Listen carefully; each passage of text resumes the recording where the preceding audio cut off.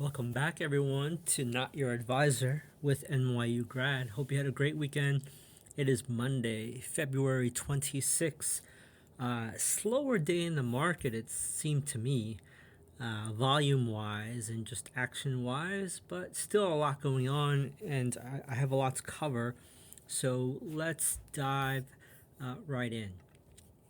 So, taking a look at breadth today, we had 737 new highs versus 163 new lows. 41% of shares were advancing versus 54% declining. Taking a look at the 50-day moving average, we had roughly 41% below its 50-day. And looking at the 200-day, 35% were below the 200-day. Looking at groups or sectors, quite surprising. Like tech didn't really move much today. It was up 0.3%, but communication services was down basically 2.5% because of Google. Apparently, there was some, heartburn on news that Google AI with Gemini is behind the curve and will Google catch up, Alphabet catch up, and does generative AI challenge the Google search business? So it was down on that sentiment today. Then you had utilities down 1.89, real estate down 1.1, basic materials down 0.76, and financial down 0.5% today. Lots to cover over the weekend.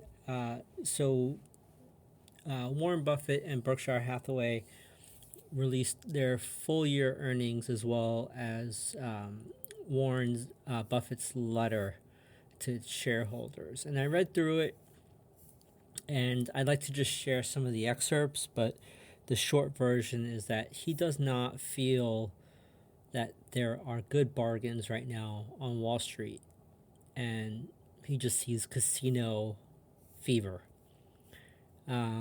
I'll just quickly read some excerpts here that I thought were well put and very telling in his thoughts. So it says, at Berkshire, we particularly favor the rare enterprise that can deploy additional capital at high returns in the future. Owning only one of these companies and simply sitting tight can deliver wealth almost beyond measure. Even heirs to such a holding can, sometimes live a lifetime of leisure, meaning they never have to work. Berkshire's ability to immediately respond to a market seizure with both huge sums and certainty of performance may offer us an occasional large-scale opportunity. There remain only a handful of companies in this country capable of truly moving the needle at Berkshire, and they have been endlessly picked over by us and by others. Some we can value, some we can't. And if we can, they have to be attractively priced. Outside of the U.S., there are essentially no candidates that are meaningful options for capital deployment at Berkshire. All in all, we have no possibility of eye-popping performance. I'm almost done with the excerpts here that I just highlighted. Here's more quotes. Though the stock market is massively larger than it was in our early years, today's active participants are neither more emotionally stable nor better taught than when I was in school. That was like in the 50s, I believe. For whatever I'm like maybe even earlier. For whatever reasons, markets now exhibit far more casino-like behavior than they did when I was young. The casino now resides in many homes and daily tempts the occupants. One fact of financial life should never be forgotten. Wall Street, to use the term in its figurative sense, will like its customers to make money.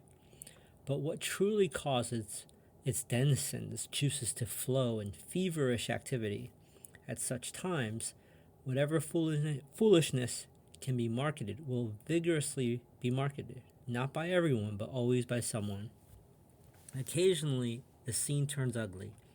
The politicians then become enraged, The most flagrant perpetrators of misdeeds slip away, rich and unpunished, and your friend next door becomes bewildered, poorer, and sometimes vengeful. Money, he learns, has trumped morality. One investment rule at Berkshire has not and will not change. Never risk permanent loss of capital. Thanks to the American tailwind and the power of compound interest, the arena in which we operate has been and will be rewarding if you make a couple of good decisions during a lifetime and avoid serious mistakes. Unquote, Warren Buffett. If you would like to take a read, I will link it. But it was really, I think, good, timely letter. One thing that I wanted to kind of post, and Tim Knight at Slope of Hope pointed this out too.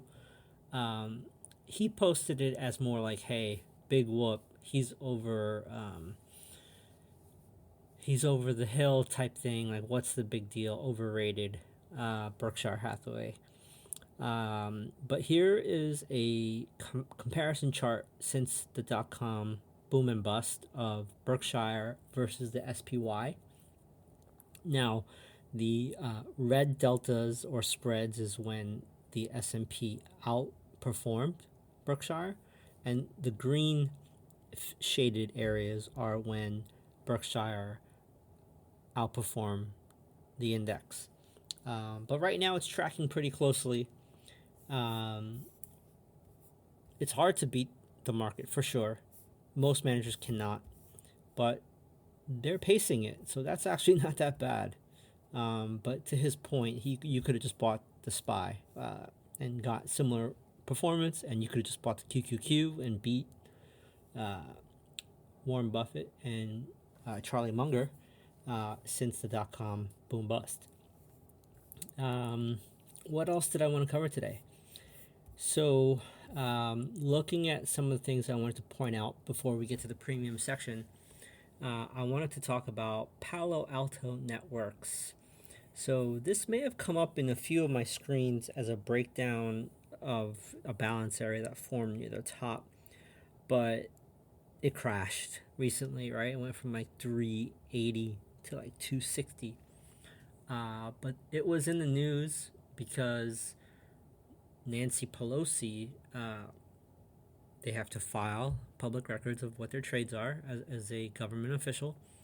She has gone long $1 million in call options in Palo Alto Networks with $200 strike prices that expire in January of next year. And I'll link the actual document photo, but she entered these trades on February 12th and February 21st. And I'll note the chart where she made those trades. So one was before the breakdown, and one was right at the 200-day moving average after the crash. So we'll see, right? Like, she's on a huge winning streak with NVIDIA. She's made over $1 million on the NVIDIA calls she had made or purchased. So, hey, maybe from here,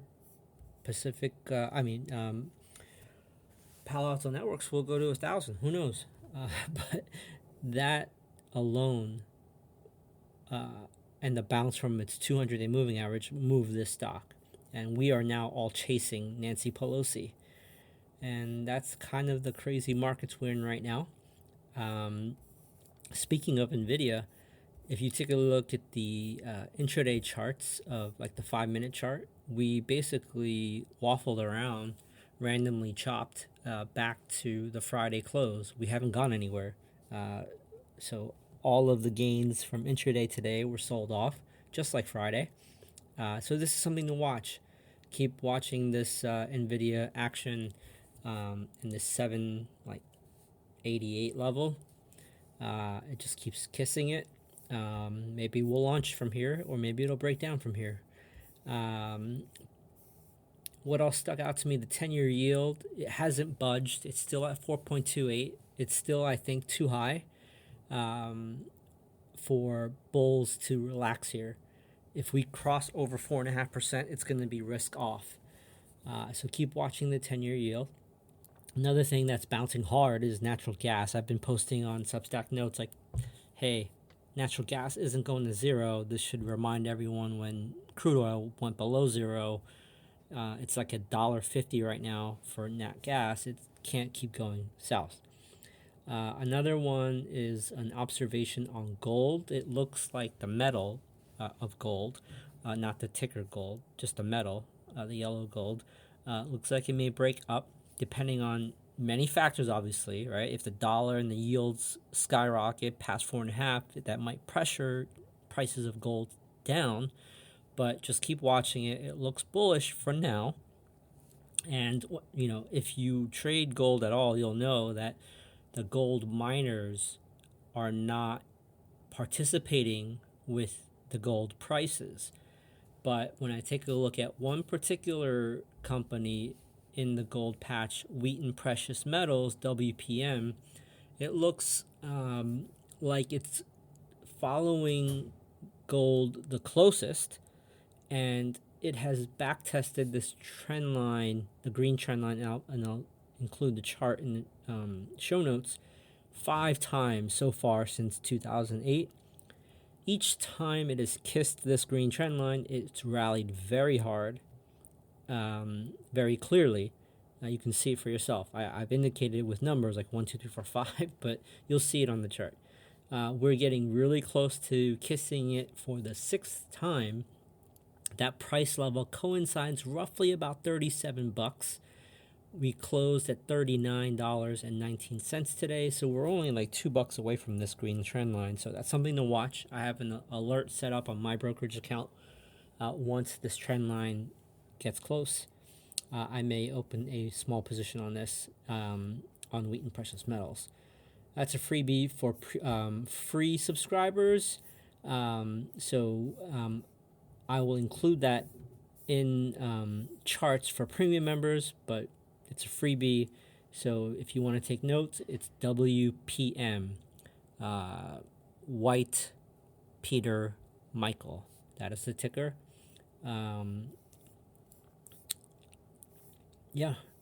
So what was strong? I'm just going to kind of rapid fire like I usually do. Marathon Digital up 19.76. This is all percent, okay? Fresh Pet 17.75. Bitfarms 15.07. MicroStrategies 14.61. Coinbase 14.29. ARM, the chip company, 10.58%. AI 0.704. I'm 7.04. Rivian up 6.5. TARK up 5.26. That is the bullish ARK investment fund. BRRR, Bitcoin ETF, up 5.15%. IBIT up 5.08%. ARK B 5.04%. And Fidelity Bitcoin FBTC 5.01%. I could keep going, but you can see it's a lot of Bitcoin related. So Bitcoin had a great day today. I think it was like at 54,000. What was weak?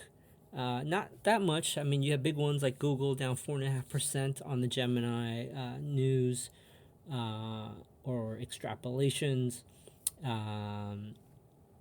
Just keep watching the Mag 7, and I will see you all after the Tuesday session. For premium members, please stay on.